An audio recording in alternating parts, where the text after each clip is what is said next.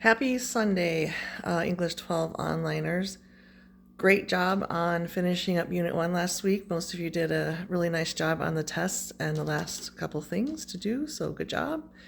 All right, so I'm releasing the next 2 weeks of work, which will take us up to spring break.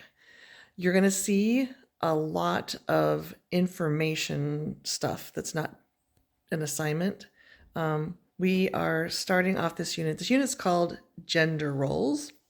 Yeah. And we'll start my in-person class tomorrow. We'll talk about the topic and talk about how gender roles have changed throughout time, and then have some fun with commercials. There's some commercials that clearly show gender roles, and I have that video for you in Brightspace. We start off with Geoffrey Chaucer, who is a big daddy when it comes to the writing world. Supposedly, he is only second to William Shakespeare as far as talent goes. But he lived a long time ago in the Middle Ages, and context, I feel like, is really important to understanding his great masterpiece, which is, I think I brought it over here. Yes, this is it, The Canterbury Tales. As you can see, it's big, and you're not reading the whole thing. You're reading parts of it. But for context, he refers to characters, uses language from the Middle Ages because that's his time. So I'm going to have you guys do some research on him, the Middle Ages. I have what's called physiognomy, a worksheet about the medicine of the time, how people thought about bodily fluids like phlegm and bile, and because characters are described as this way, and so it helps you to understand what you're reading, hopefully. Anyway, I'm spending a ton of time just building up background information. So like I said, in person tomorrow, vocabulary, talking about the topic, and then we jump right in with Chaucer, about him, about the Middle Ages, about Canterbury Tales, Canterbury Cathedral, which is a real place. It's one of the settings in this story.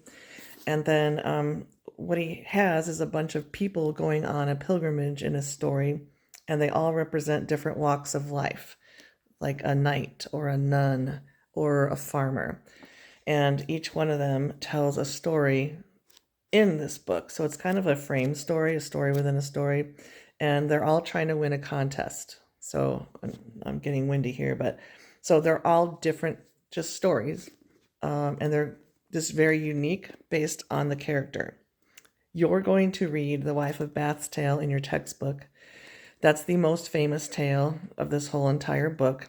Chaucer's ahead of his time in creating that tale. The Wife of Bath. Bath means a place. It means where she's from. She's a very strong character, and that was really unusual for Middle Ages writing, or the Dark Ages, to have a female character like her, which is why she's in this unit called Gender Roles. And she's a lot of fun, very feisty, and supposedly she knows what it is that women want in a relationship, and her story gives you that answer, which you'll need to know. And then you're going to read The Pardoner's Tale, which is a really big close read. Another story, pretty good one. I think it might even be better than The Wife of Bath's Tale. And then you're going to watch 2 more tales in the cartoon version on YouTube and do a worksheet. There's a lot more than those 4 tales, of course, in the book, but that's all we're going to cover in class. So that's going to take almost all of the next 2 weeks. Friday, we don't have school. There's an in-service. And then we end right before spring break with another piece in your textbook from Unit 2 called My Father's Sadness, and it's a poem.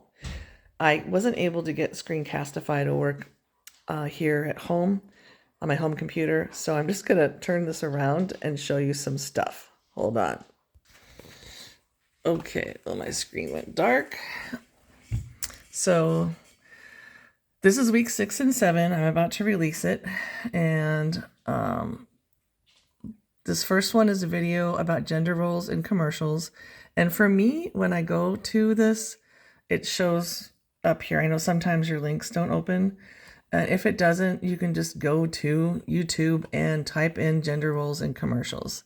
And we're just discussing it in class. There's really no assignment based on it.